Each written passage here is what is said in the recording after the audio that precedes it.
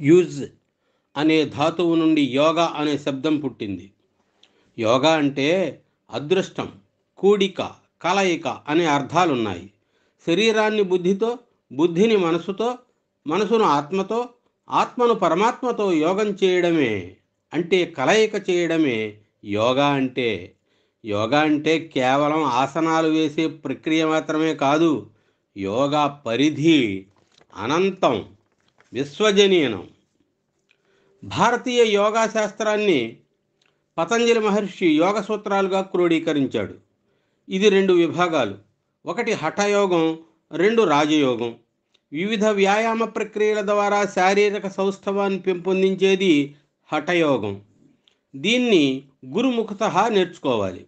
దేహదారుఢ్యంతో పాటు మానసిక, బౌద్ధిక, ధార్మిక, ఆధ్యాత్మిక శక్తుల్ని పెంపొందింపజేసేది రాజయోగం. నేటి ప్రపంచంలో హఠయోగం వైపే ఎక్కువ మంది మొగ్గు చూపుతున్నారు. హఠయోగంచే జరను రోగాళిని మృత్యువున్ ఛేదించి ధీరుడై నిలవవచ్చు అని వెంకటాచల మహాత్మ్యం కావ్యం ప్రవచించింది.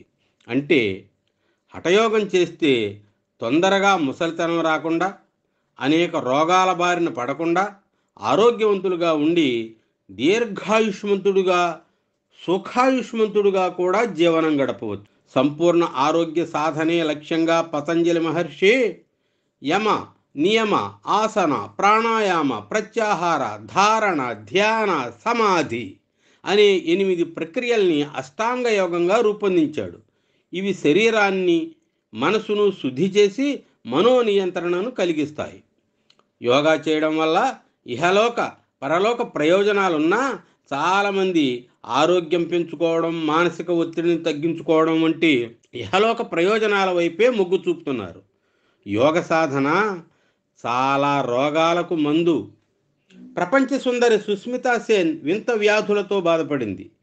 నీ రోగాలు తగ్గేవి కాదు, జీవితాంతం మందులు వాడాల్సిందే అని ప్రపంచంలోని అనేక మంది డాక్టర్లు చెప్పారు ఆమెకు.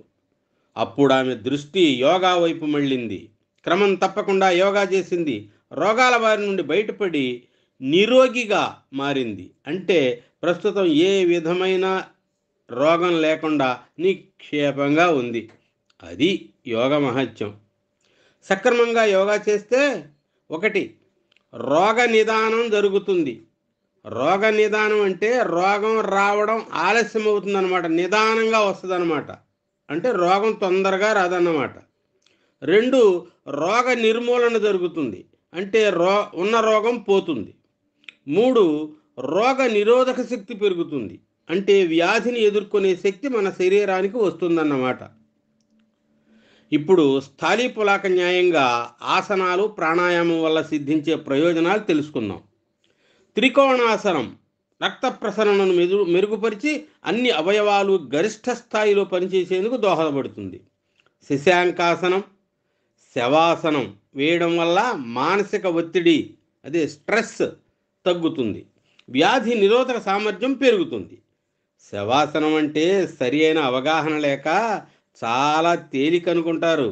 ఇది అంత తేలికైంది కాదు. ఈ ఆసనంలో శరీరం మొత్తం రిలాక్స్ అయ్యి మన శరీరం ద్వారా మనం ప్రయాణం చేస్తాం. ఈ ఆసనం ఏకాగ్రతతో 5 నుండి 10 నిమిషాలు చేయాలి. కపాలభాతి, భస్రిక, శీతలి వంటి ప్రాణాయామం, బ్రీదింగ్ ఎక్సర్సైజెస్ చేయడం వల్ల శ్వాసకోశ వ్యవస్థ మెరుగుపడి ఊపిరితిత్తుల సామర్థ్యం పెరుగుతుంది. ఏకాగ్రతే ధారణ కారణం. మనసును ఒకే విషయంపై కేంద్రీకరించడమే ధ్యానం. ధ్యానం అంటే శ్వాసపై ధ్యాస నిలపడం. ఇవన్నీ సద్గురు సారథ్యంలోనే అభ్యసించాలి. యోగా ఇంత ప్రసిద్ధి చెంది అంతర్జాతీయ స్థాయికి ఎదిగిన తర్వాత యోగాకు మతం రంగు పులిమారు. సూర్య నమస్కారాలు, ఓంకారము హిందూ మతానికి ఆపాదించి వాటిని తొలగించారు. లెక్కకు మిక్కిలి ప్రయోజనాలున్న యోగాను ఇతర దేశాల్లో చక్కగా ఉపయోగించుకుంటుంటే యోగా పుట్టినిల్లైన భారతదేశంలో యోగా చేసేవారి సంఖ్య పరిశీలిస్తే పరిస్థితి దయనీయంగా ఉంది. మన బాలబాలికల్ని, యువతను యోగా వైపు మళ్లించవలసిన ఆవశ్యకత ఎంతైనా ఉంది. 8 నుండి 80 సంవత్సరముల వయసున్న వారెవరైనా యోగా చేయొచ్చు. పిల్లలు తమ దైనందిన కార్యకలాపాల్లో భాగంగా యోగాభ్యాసం చేసేలా తల్లిదండ్రులు, ఉపాధ్యాయులు ప్రోత్సహించాలి. ప్రభుత్వం పాఠశాల స్థాయి నుండి ఉన్నత స్థాయి దాకా యోగాని కంపల్సరీ చేసి ప్రతిరోజు కనీసం అరగంట యోగా చేయించాలి. పాఠశాలల్లో ఆటలు ఎలాగూ లేవు, యోగా అయినా నేర్పిస్తే విద్యార్థుల్లో శారీరక మానసిక అభివృద్ధి జరుగుతుంది. పట్టణ, గ్రామీణ, పేద, ధనిక తారతమ్యం లేకుండా సాధారణ ప్రజానీకానికి కూడా యోగా అందుబాటులోకి తెచ్చి అది వారి జీవన విధానంగా చేసే ప్రయత్నాలు చేయాలి. ప్రభుత్వంతో పాటు స్వచ్ఛంద సేవా సంస్థలు, అన్ని వర్గాల వారు కలిసికట్టుగా కృషి చేస్తే దేశంలో ఆరోగ్యవంతులైన పౌరులు తయారవుతారు. అద్భుతమైన యోగా భావనను ప్రపంచానికి అందించిన భారతదేశం విశ్వగురువు పాత్రలో వర్ధిల్లేలా, విశ్వమానవ కళ్యాణం కోసం వసుధైక కుటుంబంలా జీవించే లక్ష్యంతో ప్రతి నిత్యం యోగాను ఆచరించాలి. అదే మన ముందున్న తక్షణ కర్తవ్యం. సర్వేషాం స్వస్తిర్భవతు, సర్వేషాం శాంతిర్భవతు, సర్వేషాం పూర్ణం భవతు. ఓం శాంతి శాంతి శాంతి.